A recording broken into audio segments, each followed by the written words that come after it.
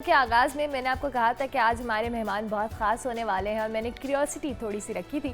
अब मैं बाकायदा तौर पे उनका तारुफ करवाऊंगी। वही बात कि जब आते हैं वो बोलना शुरू करते हैं और हम सब सुन होकर बैठ जाते हैं और उनकी बातें सुनते रहते हैं। कासिम अली शाह साहब ने हमें ज्वाइन किया।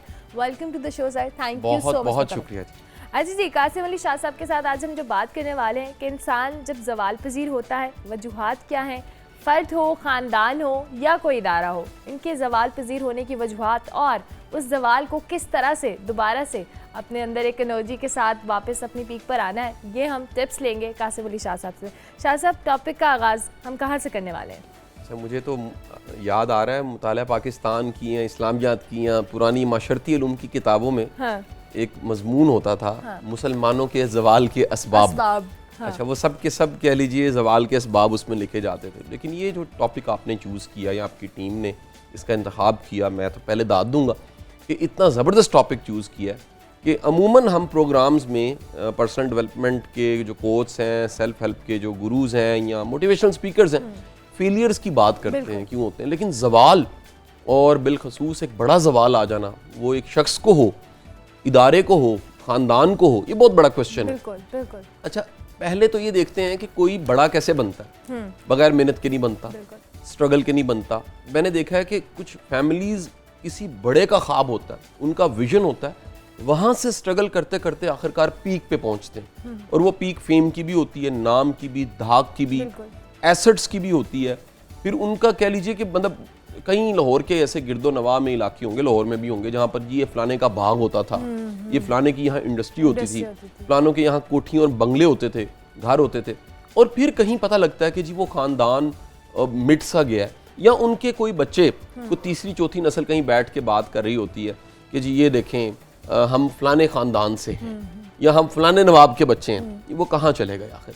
इसी तरह अफराद मैंने बड़े देखे हैं, बड़े शदीदा। हम तो खुद मीडिया में आप लोग बैठे हुए हो और मतलब हम तो थर्ड ईयर हैं अगर गौर किया जाए ना। हमने पिछले कई देखे हैं, पीटीवी के अदवार से लेके अब तक के कई ऐसी सेलिब्रिटीज़, कई ऐसे लोगों की कहानियाँ सुनी, आंखों से देखी हैं जिनको बड़ा अरूज मिला और बड़ी स्ट्रगल थी। और क्या मतलब उनका करिश्मा था और क्या पर्सनालिटी थी और किस तरह उनकी फैन फॉलोइंग थी, खबर ही नहीं है, पता ही नहीं है। और फिर अचानक किसी दिन ऐसी अखबार में सुर्खी लगती है या टीवी पे चलता है कि वो साहब या वो मोहतरमा अल्लाह को प्यारी हो गई हैं। और अक्सर देखिए आखिर के जो अयाम हैं वो बड़े मुश्किल होते हैं। मुझे जब भी किसी फनकार, किसी सेलिब्रिटी, किसी बड़े इंसान के आखिरी अयाम में इंतकाल से पहले उसकी अखबार में खबर मिलती है कि जी वो इलाज के लिए हुकूमत से अपील कर रहा है, मेरा बड़ा दिल दुखता है। सच्ची बात है। यानी ये कई इसके पहलू हैं। एक तो ठीक है हुकूमत की बेइज्जती पे डाल दिया जाता है मीडिया की तरफ से, लेकिन वो जवाल जो है उस जवाल पे पूरी एक किताब लिखी जा सकती है। इसी तरह इंस्टीट्यूशंस, इदारे, आपने बड़े बड़े नाम, ब्रांड सुने होंगे, मिठाइयों के ब्रांड सुने होंगे और पता नहीं क्या कुछ देखा होगा और कभी सुना होगा जी उनका जो मिल्क था, उनकी जो रबड़ी थी, उनका जो मिठाई थी, या कई ऐसी चीज़ें। और ये सिर्फ पाकिस्तान नहीं, दुनिया भर में। अच्छा, देखा गया है कि जो इस तरह के क्राइसिस को जब पढ़ाया जाता है ना, तो कॉर्पोरेट में ह्यूमन रिसोर्स डेवलपमेंट के और बिजनेस के गुरुज यहाँ से शुरू करते हैं। पहला पॉइंट, मैं उस पहले पॉइंट की जरा पीछे जाऊँगा। पहला पॉइंट देते हैं, डिसीजंस गलत होते हैं। फैसलों की गलती, एक लम्हे का फैसला होता है और नस्लों को भुगतना पड़ता है। फर्द का हो सकता है, इदारे का हो सकता है, खानदान का हो सकता है, खानदान के सरबराह का एक फैसला होता है। लेकिन मेरा क्वेश्चन आज ये है कि वो फैसला गलत क्यों होता है। बिल्कुल, ये जब भी आप गौर करेंगे तो आपको पता लगेगा कि जिसका फैसला गलत होता है ना, अक्सर वो तकब्बुर की हालत में होता है। मुतकब्बर बंदा, खानदान, इदारा, वो जवाल का शिकार हो जाता है। और आज माइंड साइंसेस यहाँ पहुंची है। माइंड साइंसेस ने ये बताया कि इंसान का जो दिमाग है, माइंड है, ये जब भी तकब्बुर की हालत में होता है तो माइंड का जो ओरा है, एक मैग्नेटिज्म है, वो इस तरह का प्रोड्यूस होता है कि सारी दुनिया की बलाएं दूर दूर से देखे कहती हैं एनू पैना है। बिल्कुल बिल्कुल, रियली वो बंदा हैरान होता है कि मुश्किल, चैलेंज, प्रॉब्लम और दुनिया की सबसे बड़ी बला पता है क्या? इग्नोरेंस। बंदे को अपनी गलती का पता ही नहीं लग रहा। बंदे को पता नहीं लग रहा हो कि जो मैं फैसला कर रहा हूँ वो कितना गलत फैसला है। बंदे को अंदाजा ही ना हो कि जो मैं कदम उठा बैठा हूँ इसका अंजाम क्या होगा। सो उस तकब्बुर की हालत में फैसले ऐसे किए जाते हैं कि बंदा अपने पराये की तमीज़ भूल जाता है। बड़े बड़े मोहब्बत करने वाले, अच्छे वफादार लोग इदारों से निकाल दिए जाते हैं उस तकब्बुर की हालत में। और मिल जाएंगे और देख ली जाएंगे, बंदे का क्या है, बंदे तो मार्केट में रुलते फिर रहे। इस तरह के जुमले आपने मुतकब्बर लोगों के और बॉसेस के जुमले सुने होंगे। इस तरह अफराद के मैंने देखे हैं, वो ये क्या चीज़ होती है जी, चैनल क्या होता है जी, प्रोड्यूसर क्या होता है, इस तरह के जुमले कहने लग पड़ते हैं। जिसका भी जवाल आता है ना, जवाल आने से पहले तकब्बुर आता है, और जब भी तकब्बुर आता है तो याद रखिए तकब्बुर वाला बंदा टिक नहीं सकता, रह नहीं सकता। इस दुनिया में सिर्फ रहे नाम अल्लाह का, इस कायनात में रहे नाम अल्लाह का। हम नहीं थे, हमारा रब था, हम नहीं होंगे, हमारा रब होगा। और एक बात याद रखिए, जिसको भी तकब्बुर की बीमारी है, मैं एक जगह कहीं बात कर रहा है इसी तरह, यही पॉइंट में डिस्कस कर रहा, तो एक साहब ने हाथ खड़ा किया, उनका जी ये जो लोग बैठे इनमें तकब्बुर तो नहीं, आप हमें क्यों बता रहे हैं? मैंने कहा मैं ये बताना चाह रहा हूँ, ये अगर आ जाए तो पता नहीं लगता, समझ नहीं आती, इतना खामोशी से सरायत करता है, जैसे एक वायरस एक से दूसरे को लगता है ना। तकब्बुर कहीं ना कहीं, और तकब्बुर की बुनियाद हमेशा गलतफहमी होती है। ये गलतफहमी मैंने पक्के पक्के रहना है इस दुनिया में। ये गलतफहमी शायद जो मेरी सीट है ना, ये जो 22वां ग्रेड 21वां ग्रेड, ये जो ओहदा मिला है या मैं डिप्टी कमिश्नर बन गया हूँ, ये शायद मेरी कब्र के साथ जाना है। ये सारी जिंदगी चलेगा, ऐसा नहीं है। हर चीज़ आर्जी है, मकाम ओहदे आर्जी हैं, मिनिस्ट्रियाँ आर्जी हैं, ताकतें आर्जी हैं, इख्तियार आर्जी हैं। आप देखिए सारी जिंदगी बंदा अपनी बेबसी देखिए, बंदा स्ट्रगल करता है और स्ट्रगल करते हुए कहता है मैं सेट नहीं हो रहा। ये आपने बड़ा अक्सर जुमला सुना, मैं बस ना, मैं अभी इस चैनल पे हूँ, मैं सेट नहीं हो रही या हो रहा, या मैं जॉब अभी नहीं शुरू हुई, मैं सेट नहीं हो रहा। अच्छा जॉब शुरू हो गई है, मैं सेट नहीं हो रहा, जॉब जरा अच्छी हो जाए, मैं सेट नहीं हो रहा। फिर वो कहीं कह रहा होता है कि जी ये घर छोटा है ना, थोड़ा सा बड़ा हो जाए मैं सेट हो जाऊंगा, अभी नहीं सेट हो रहा। फिर घर बड़ा हो जाता है, वो कहता है जरा गाड़ी भी चेंज करें, मैं सेट हो जाऊंगा, ये बच्चे सेटल करवा रहे हैं, सेट हो जाऊंगा। फिर एक दिन वो चला जाता है, फिर उसको कब्र में डाला जाता है, कफन कहते हैं खोल दो खोल दो खोल दो, मुंह इस तरफ कर दो, और आवाज़ आती है हाँ ये सेट हो गया। इंसान की ये हकीकत है, बंदा चला जाता है ना तो फिर पता लगता है ये उसकी औकात थी। किसी कब्र में तिजोरी नहीं है, किसी कब्र में कोई पॉकेट नहीं है कि उसमें चीज़ें साथ लेकर जाए, कोई ओहदा नहीं है। मैंने आज तक किसी कब्र पे ना ओहदे लिखे नहीं देखे, ओहदे होते ही नहीं है, बंदा चला गया तो चला गया। ये गलत फहमी कि मैंने रहना है, या मैं पता नहीं कोई खास सुरखाब के पर थे लगे हुए, मैं सब कुछ लेकर आया हूँ। जो बंदा ये समझ बैठता है कि मैं ही हूँ सब कुछ, उस तकब्बुर का शिकार हो जाता है और इस तरह के जुमले बोलने लग पड़ता है कि जी छीन सकते हो तो छीन लो। ये तकब्बुर के जुमले होते हैं। जाओ किसी को कहना है वो मेरा बिगाड़ सकता है तो बिगाड़ ले। आपको ये जुमले आम मिलेंगे, लोगों को खबर नहीं है कि उनको दुश्मन की जरूरत नहीं है। मुतकब्बर इंसान को दुश्मन की जरूरत नहीं होती, वो अपना दुश्मन आप ही है। उसका अपना आप काफी है तबाह करने के लिए। ये सोच काफी है, ये नजरिया काफी है, ये जो इर्द गिर्द का हाला बना हुआ है, ओरा बना हुआ है, ये ओरा दुनिया की हर बीमारी को, बुराई को और खराब बला को ना उस तक पहुंचा देगा और बेड़ा गर्क हो जाएगा। सेकंड रीजन, दूसरी वजह भी है। इजाजत है? बिल्कुल बताऊं जी, इजाजत है। अच्छा, ये बेटा दूसरी सबसे बड़ी वजह मैंने देखी है कि जवाल हमेशा उस बंदे में आता है जो हक तलफी करता है, हक मार लेता है। तुम आजमा के देख लो, अभी भी कोई हक तलफी कर रहा है ना, बड़े वो मजे में होगा, मैंने तनख्वाह मार लिया, मैंने हकदार को हक नहीं दिया, मैंने उसे क्या जाम छीन सकता तो छीन ले, ले सकता है तो ले ले। इस तरह के जुमले जो बोल रहे बंदा है, खानदान है या इदारा है, आप उसको 10 साल बाद देख लें, को जवाल मिलेगा उसको। ये मुमकिन नहीं है। ये मुंह तो हजम कर लेता है, ये मैदा हजम कर लेता है, लेकिन बंदे के बॉडी के सेल्स और बंदे का माइंड और बंदे की रूह हजम नहीं कर सकती। कहीं ना कहीं हराम का माल और हक तलफी का माल, मैंने आज तक अपनी आंखों से यतीम का माल खाने वाले को तरक्की करते नहीं देखा, जवाल का शिकार देखा है। मैंने ऐसे खानदानों को जवाल का शिकार देखा है जिन्होंने कोई हक तलफी कर दी है, जुल्म कर दिया है, किसी मस्कीन का माल खा लिया, किसी माड़े का माल। और बंदा ये देखो, तकब्बुर वाले लोग, जवाल वाले लोग, मैं जवाल वाले लोग कहूँगा, ये टारगेट ही माड़े को कर रहे होते हैं। हाँ, जिन पे बस चल रहा है, जिन पे बस चलता है और उन पे इख्तियार होता है, अपने मुलाजमीन पे झाड़ेंगे, गुस्से झाड़ेंगे, उनको खाने नहीं देंगे, बासी खाने देंगे, एहसास नहीं करेंगे। और यहाँ तक मैंने देखा, एक दफ़ा मैं एक शादी के फंक्शन में था, मिसेस फैमिली मेरे साथ थी, तो एक साहब को मैंने देखा, फैमिली में हम गए थे, उनके एक अंकल थे, उनको मैंने गौर से देखा। अब मेरी एक ऑब्जर्वेशन है इन चीज़ों के बारे में, मैंने कहा यार ये बंदा अपना बहुत बड़ा नुकसान करवाने वाला है। अच्छा, मेरे जो 2 करीबी थे, मिसेस और एक और फैमिली के दोस्त बैठे थे, उन्होंने कहा शाह साहब आप इतने वसूख से कैसे कह रहे हैं? मैं कहा यार ये बंदे का जो अंदाज है ना, इतना तकब्बुर जब भी किसी बंदे में आया ना तो उसका क्राइसिस स्टार्ट होने वाला होता है। कमिंग डेज में उस फैमिली के उस बंदे के बच्चे को उन्हीं के ड्राइवर ने अगवा कर लिया। Big crisis. वो जो हुआ उसके बाद की कहानी, लेकिन मैं बताना चाह रहा हूं वजह क्या थी। इतना तकब्बुर वाला बंदा अपने मुलाजमों को चपेड़े मार रहा होता था, गालियां निकाल रहा होता था, ख्वार कर रहा होता था, तनख्वाह मार लेता था, रोक लेता था। ईद खुशी गमी आई है, खुश नहीं होने देना। यार किसी को तुम इंसान नहीं समझोगे तो कुदरत का निज़ाम ऐसा है कि तुम हिट हो जाओगे। सो हक मारने वाला जवाल का शिकार हो जाता है।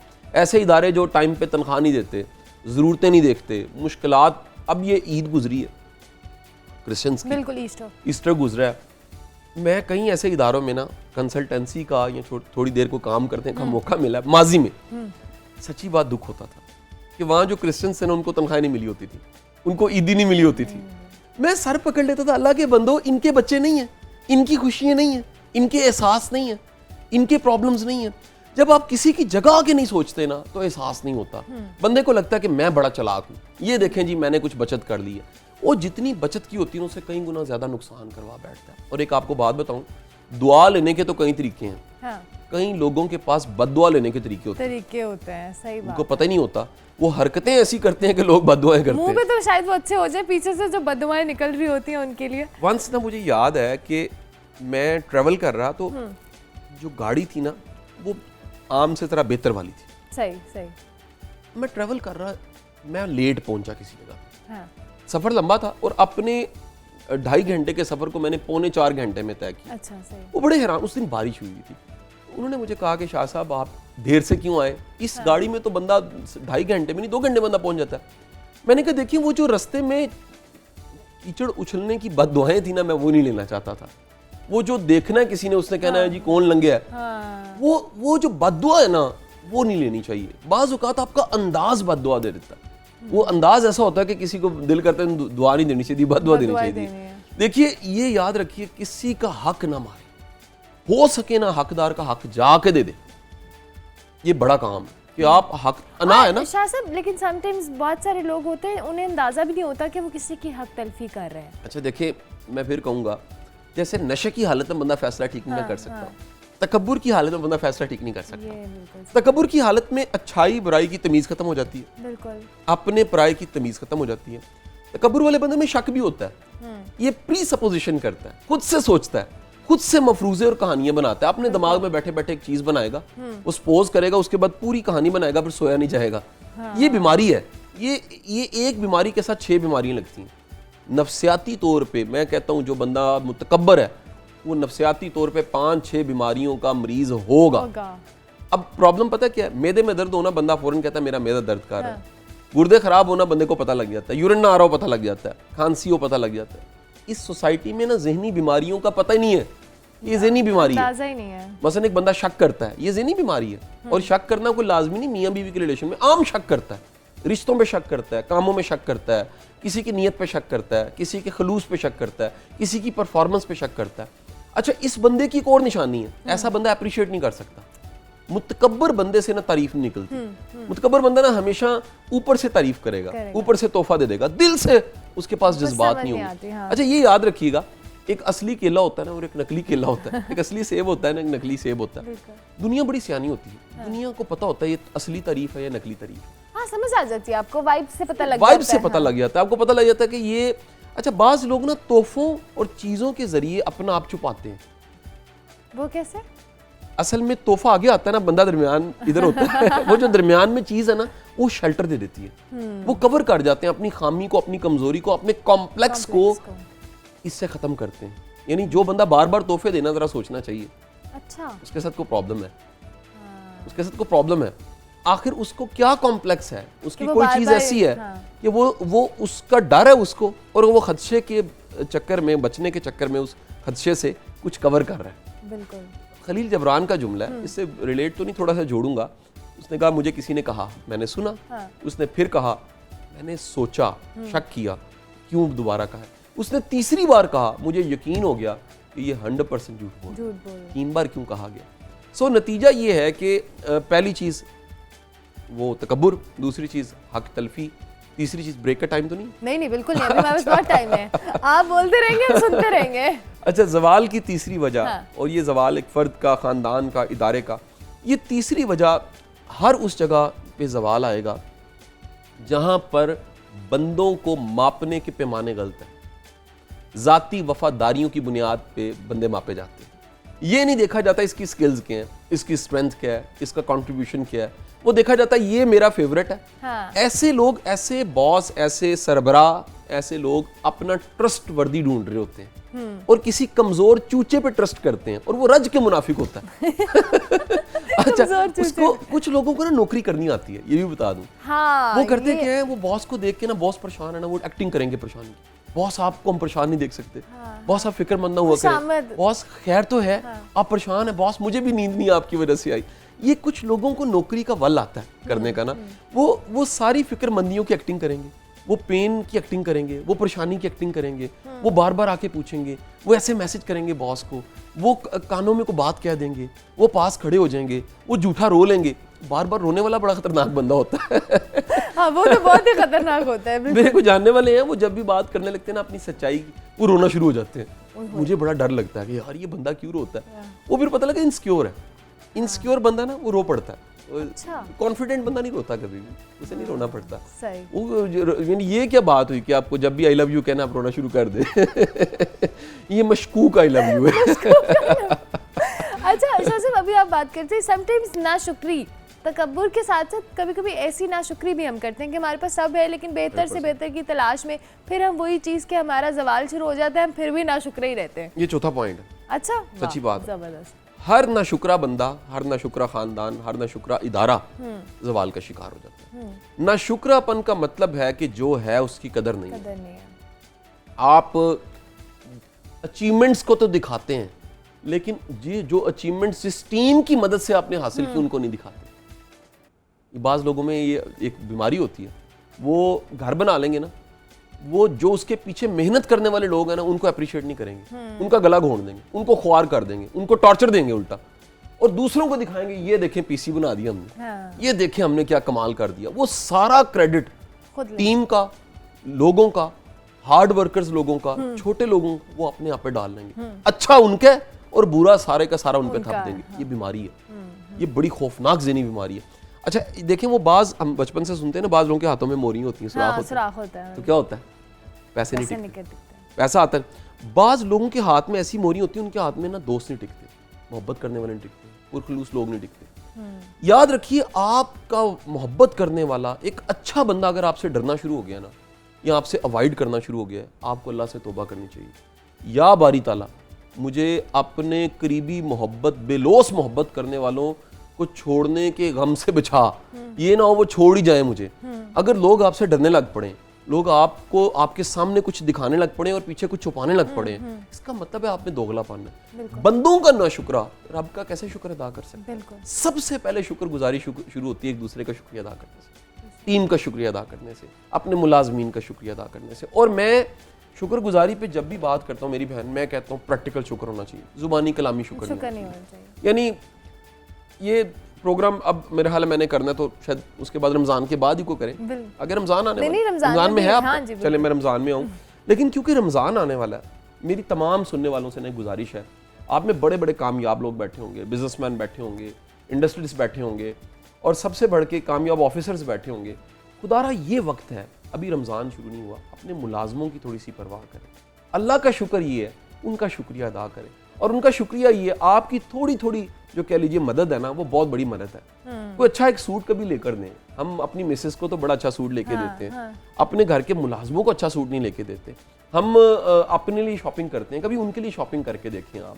और अच्छा हमें डर होता है कि शायद ये चौड़े हो जाएंगे, शायद ये औकात से बाहर हो जाएंगे, बिल्कुल ऐसा नहीं होता जी। 100 में से 99% कह रहा हूँ ऐसा नहीं होता, 1% होता है सिर्फ। और वो 1% के बारे में हज़रत अली ने कहा है कि अगर तुम इज्जत दो और किसी को रास ना आए तो शुक्र करो उसका असल चेहरा पता लग गया। 1% है, 99% मोहब्बत करने लग पड़ते हैं, वो और पुरखलूस होते हैं, वो चोरी नहीं कर सकते, उनमें हयादारी पैदा हो जाती है, वो और ज़्यादा कमिटेड हो जाते हैं, और ज़्यादा लॉयल हो जाते हैं, लेकिन हम एहसास नहीं करते। ये वक्त है, ये अगले जो 8-10 दिन रह गए, इससे पहले कि आप अपने घर के दाने पूरे करें, बड़ा बेहतरीन वक्त है। आप ज़रा दूसरों के भी देखिए कि मसले क्या हैं, आपसे जुड़े लोगों की तकलीफ़ें क्या हैं। एक और ट्रेंड है, मैं डिस्करेज तो नहीं करता, लेकिन अल्लाह कहीं ना हम लोग इदारों को डोनेशन और फंड देके बड़े खुश होते हैं, हाँ, अपनों पे नहीं लगाते। जो घरों में काम कर रहे होते हैं उनकी बजाय प्रेफर करते हैं कि वहां से रसीद लेके आ जाते हैं, जी ईदी को दिया, खिदमत को दिया, देना चाहिए, मैं इनकार नहीं कर रहा, बड़े इदारे हैं, लेकिन इससे बड़ा काम ये है कि आपकी ज़कात, आपकी खैरात, आपके सदकात आपके अपने इर्द गिर्द के लोगों पे लगते हैं। यानी आप मदद करनी अपनों की करें ना। मैं बड़े लोगों को जानता हूँ, वो सकी बहन और भाई को नहीं पूछते और जाके मस्जिदें बनवा देते हैं। कितनी बड़ी मुनाफकत है कि आप अल्लाह के शुक्रगुजार ही नहीं है। जो रिश्ते आपको मिले, जो खूनी रिश्ते मिले, और एक बंदा जो अपने रिश्ते ना निभा पाए, बड़ा क्वेश्चन मार्क है, बहुत बड़ा सवालिया निशान है। जिंदगी के ना ये बोर्ड के इम्तिहान नहीं होते, जिंदगी के अपने इम्तिहान होते हैं। रिश्ते बड़े इम्तिहान होते हैं, ये एक दिन में शुरू होते हैं, कब्र तक चलते हैं। इनको निभाने वाला बड़ा वली होता है, इनको निभाने वाला बहुत बड़ा इंसान होता है। जो ये ना निभा पाए अपने रिश्ते, अपनी बहन भाइयों के रिश्ते, अपने बुजुर्गों के रिश्ते, अपने कज़नों के रिश्ते, और ख़ास कर ये जुमला बोलूँगा उनके लिए, अगर आप अपने रिश्तों की बेवफाइयों को बर्दाश्त नहीं कर सकते, आप अपने रिश्तों की जो खराफात है उनको बर्दाश्त नहीं कर सकते, आप अपने रिश्तों की नलायकियों को बर्दाश्त नहीं कर सकते, आप बड़े इंसान नहीं हैं। बड़ापन ये है कोई बुरा है आप अच्छे हैं, बड़ापन ये है कोई ना शुक्र है आप शुक्रगुजार हैं, बड़ापन ये है कि कोई पीछे से सियासत करता रहता है। होता ना हर खानदान में एक तो ऐसी आंटी होती हैं, मैं हमारे खानदान में भी होंगी कहीं, जिन्होंने ठेका लिया होता है कि वो लड़ाइयाँ डलवाती हैं, दूरतें डलवाती हैं, नफरतें, वो रिकॉर्डिंग ऑन कर देती हैं कहीं बैठ के, ना हसद की शक्ल में ना दूसरों को भरती रहती हैं। हाँ, अपनी कब्र खराब कर रही होती हैं। उन्हें पता ही नहीं होता कि आपके लिए दुआ गो हाथ कम हो जाएंगे। बिल्कुल ऐसा ही है। तो कहीं ना शुक्रा बंदा और वो अपने लिए जवाल लिख देता है, ना शुक्रा इदारा जवाल लिख देता है, ना शुक्रा खानदान जवाल लिख देता है। आखिरी एक और वजह भी है, उसके बाद क्वेश्चन आप जितने मर्जी कीजिएगा। लास्ट रीजन इज, मैंने हमेशा ऐसा इदारा, फर्द और बॉस, खानदान जिसका लीडर या सरबरा उसका इमेज बदकारी वाला है ना, उसको जवाल का शिकार देखा। गुनाहगार जाती मसला है, अल्लाह जाने वो जाने, लेकिन एलानिया गुनाहगार है ना, जिसके बारे में लिबल्ड है ये बंदा खुदा न खास्ता शराब पीता है, खुदा न खास्ता कोई बड़ी बुराई में ये मुलव्वस है, या खुदा न खास्ता ये कोई जुल्म ऐसा करता है और वो एलानी है, यानी सबको पता है, वो जवाल का शिकार हो जाता है। उसकी रीजन क्या है? होता ये है कि जब भी ये होता है तो टीम में मुनाफकत पैदा हो जाती है। टीम कहती है खुद तो ठीक नहीं है। हाँ। वो जो मोरालिटी का तकाजा किया जा रहा होता है ना, वो तब होता है जब आप मोरली ठीक हो। अगर लीडर ठीक नहीं है ना, तो टीम में कभी भी वो कमिटमेंट नहीं आता। टीम के लिए आप एक आइडियल और हीरो होते हैं, एक बाप की हैसियत रखते हैं। अगर वो इमेज आप अपना बिल्ड नहीं कर सके, मैं अक्सर इदारों को, वालदैन को, माओं को, बहनों को बिलखसूस की बात कहता हूँ, खुदारा अपने खामदों की इज्जत की हिफाजत भी करें। ठीक है, कुछ कमियां कोताहियां पता होती हैं, लेकिन ये कमियां कोताहियां जो बीवी को पता होती हैं, अगर वो बच्चों को बता देना, तो बच्चे सारी जिंदगी अपने बाप का एहतराम नहीं करते। शायद बाप नेक हो जाए, वक्त का वली बन जाए, ऐसे लोग हैं उसके बाद में मैं बताता हूँ क्राइसिस हैं, इश्यूज हैं, ठीक हो जाते हैं, लेकिन वो अल्लाह माफ कर देता है, बंदा माफ नहीं कर रहा होता। जब बंदा माफ नहीं करता तो क्या होता है, वो बच्चे अपने बाप से नफरत करते हैं। उस बाप ने अपनी हड्डियां गलाई होती हैं, इतनी मेहनत की होती है बच्चे पालने में, लेकिन वो बच्चे माँ की आंख से देखते हैं। याद रखें, बच्चों का वो बाप है, बच्चों का हस्बैंड नहीं है, बीवी का हस्बैंड है। बिल्कुल। तो जब वो माँ की आंख से देखते हैं तो उस आंख में नफरत होती है। शाह साहब, इस बात को हम यहीं से कंटिन्यू करेंगे, ब्रेक लेंगे, ब्रेक के बाद हाजिर होंगे। आप देखते रहिए जागो लाहौर।